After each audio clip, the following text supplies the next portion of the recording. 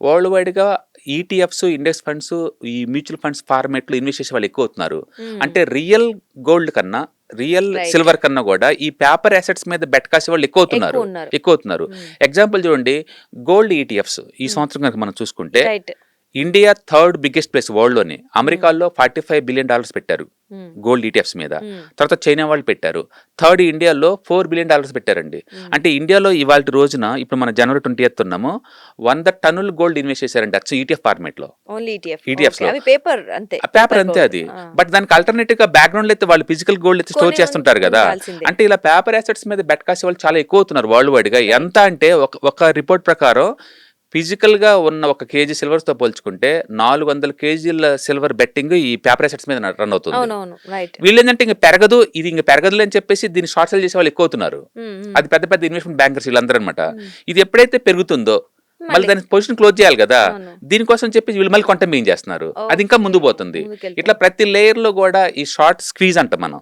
ఈ short cell stuck అయిపోవడం వల్ల అది పెరుగుతుంది అనమాట. అందుకనే నిజంగా ఇండస్ట్రియల్ డిమాండ్ అయితే 200% పెరగాల్సిన అవసరం లేదు 1 year లోనే. అవసరం లేదు. రైట్. బట్ వరల్డ్ వైడ్ ఉన్న అన్సర్టిటీ దాన్ని హెల్ప్ చేస్తుంది. అండ్ ఇండస్ట్రియల్ డిమాండ్ హెల్ప్ చేస్తుంది.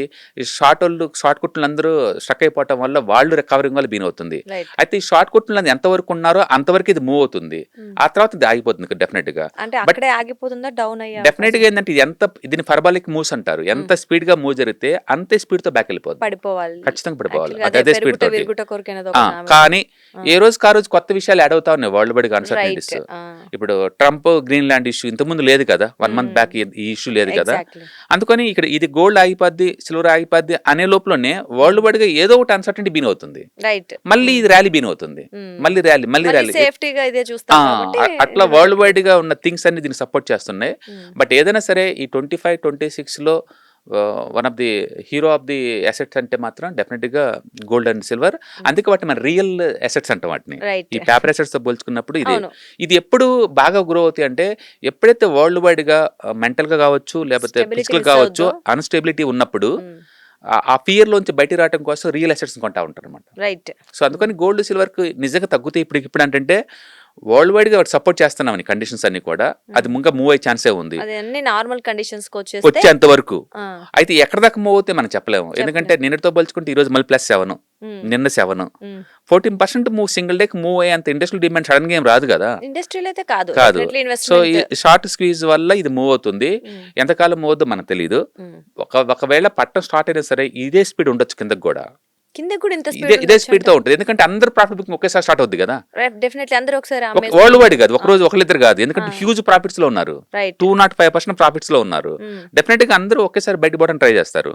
అది పట్టణం స్టార్ట్ అయినా కూడా ఇంతే 5%, 10% సింగిల్ డే డ్రాప్ అయ్యే ఛాన్స్ ఉంది. సో అంటే మళ్ళీ పాత రేట్స్ అంతైతే రావు.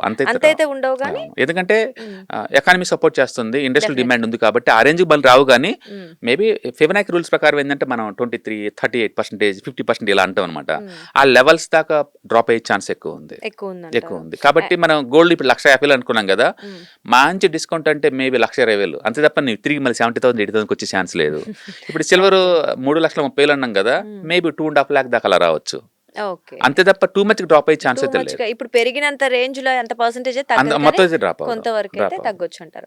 అండ్ ఇంకొకటి ఇప్పుడు డాలర్ అన్నారు, అది ఒకవేళ పుంజుకోలేదు అనుకోండి, కొత్త కరెన్సీ ఏదైనా ఆ ప్లేస్ ని రీప్లేస్ చేస్తుంది అంటే ఇప్పుడు సరే వేరే కరెన్సీ ఏదైనా రీప్లేస్ చేసినా, లేకపోతే బ్రిక్స్ కంట్రీస్ అన్ని కలిపి ఒకటి పెడదాం అనుకుంటున్నాయి. సో ఒకవేళ అవి అలాంటివి వచ్చినా కూడా ఎలా ఉంటుందంటే ఇప్పుడు ఇంత ముందు ఉన్న కండిషన్ వేరు. ఒకప్పుడు French currency the world one of the best currency లాగా ఉండేది. తర్వాత లండన్ వాళ్ళు వరల్డ్ వైడ్ గా వెళ్ళినప్పుడు వాళ్ళ కరెన్సీ పౌండ్ ఉండేది వరల్డ్ వైడ్ గా.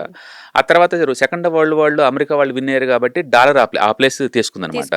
తర్వాత ఈ డాలర్ సౌదీ వాళ్ళతోటి పెట్రో డాలర్ ఒప్పందం అంటారు. ఆ ఒప్పందం ప్రకారం ఏంటంటే పెట్రోల్ మొత్తం వరల్డ్ వైడ్ కంపల్సరీగా డాలర్ లో నమ్మాలని చెప్పేసి ఆ ఒప్పందం చేస్తున్నారు కాబట్టి డాలర్ కి రిజర్వ్ స్టేటస్ వచ్చింది. వరల్డ్ వైడ్ గా డాలర్ ను వాడటం బిగిన్ చేశారు.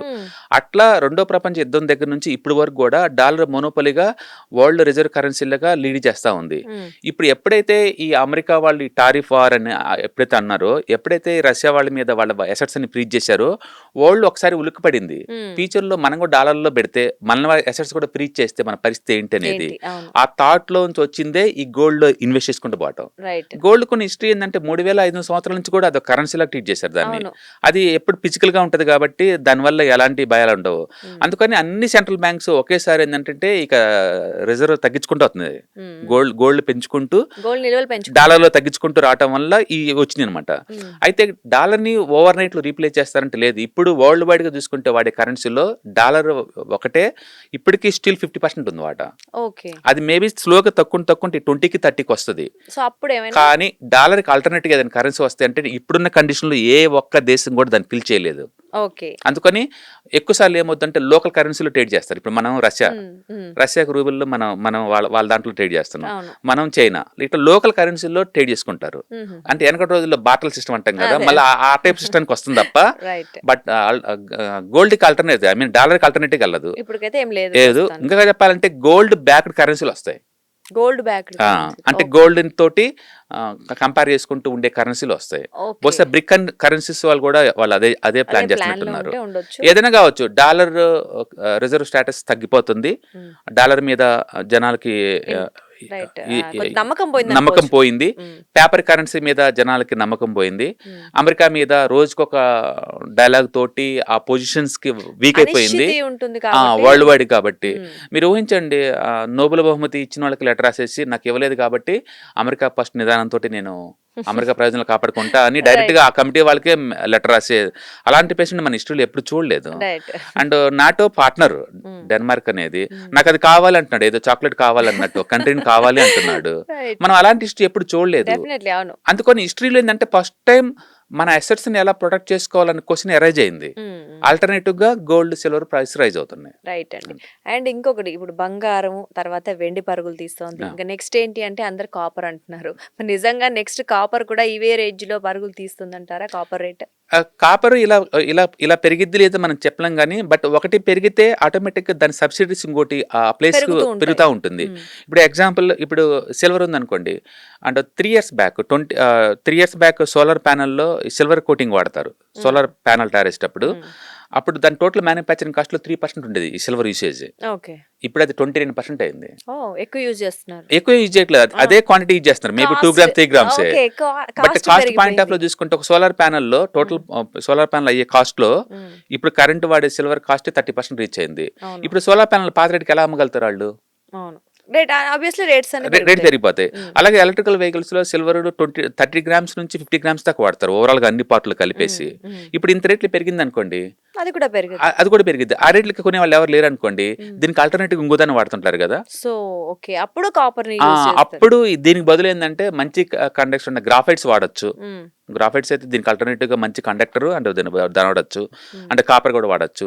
అట్లా ఈ ఎఫెక్ట్ వల్ల ఏంటంటే దీనికి ఆల్టర్నేటివ్ గా మిగతా అసెట్స్ తో మిగతా మెటల్స్ తోటి ఫిల్ చేయడానికి ట్రై చేస్తూ ఉంటారు. రెండోది మెటల్స్ ఎప్పుడు రియల్ అసెట్స్ లా ట్రీట్ చేస్తారు. అందుకని ఒకటి మూవ్ అయితే అన్ని మూవ్ అవుతాయి ఎంతకంత. సాక్షి టీవీ ప్రసారాలను నిలిపివేయడం చట్టరీత్యా నేరం.